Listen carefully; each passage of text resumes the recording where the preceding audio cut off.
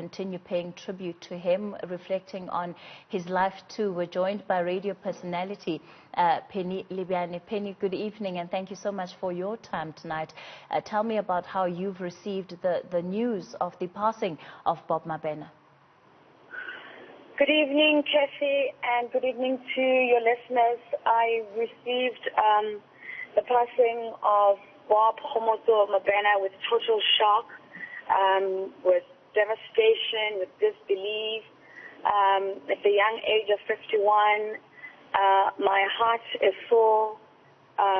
It's the end of an era for broadcasting, but a man who loved what he did, a man who loved his children, who loved his family, a man who loved this country, who served it from his youth days up to his mature age of 51 with dedication, a man who loved music, who dedicated his energy, his mind to the broadcasting career his broadcasting career, but dedicated it to people of this country, about caring about the issues that were important to them.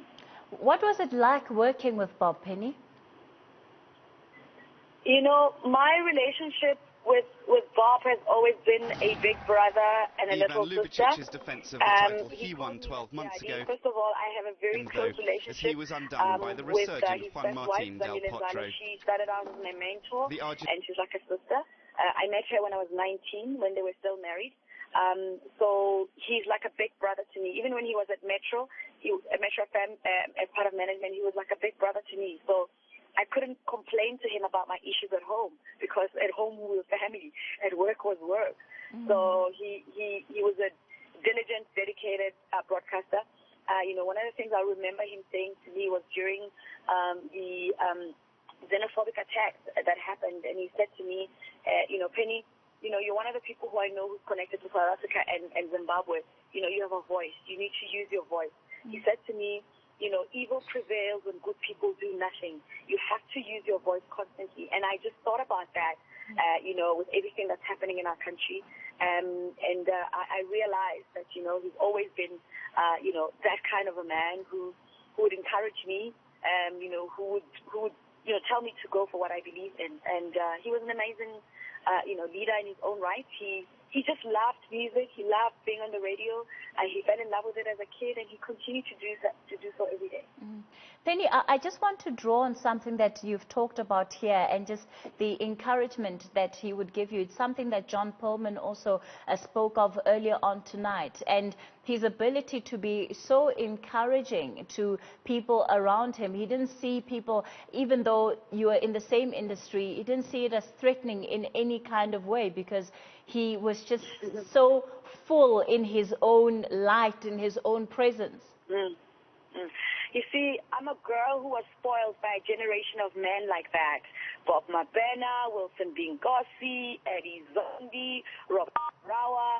Firstly, they were my brother, Glenn Lewis. Firstly, they were my brothers, you know, because they were older than me. They didn't see me as a threat. I saw them as big brothers. And then there's a generation of men who are my peers, who had a different energy about what I have to offer. So I got spoiled because those guys encouraged me. Kenny Maestri, Just Eyes, you know what I mean? Benji Gobe, George Manyosi, Ken Mudise. I was a kid who got on radio, and the older girls, Zani Lenzalo, Notemba Madumo, Shero Twala, Brenda Sefani, you know, Desiree Makote. You know what I mean? So those are the women that I grew up under. Ethel Nyembe. I was a kid who was doing what they're supposed to do, and they just loved watching me. I did not understand the concept of competition, of being a threat to anyone, you know.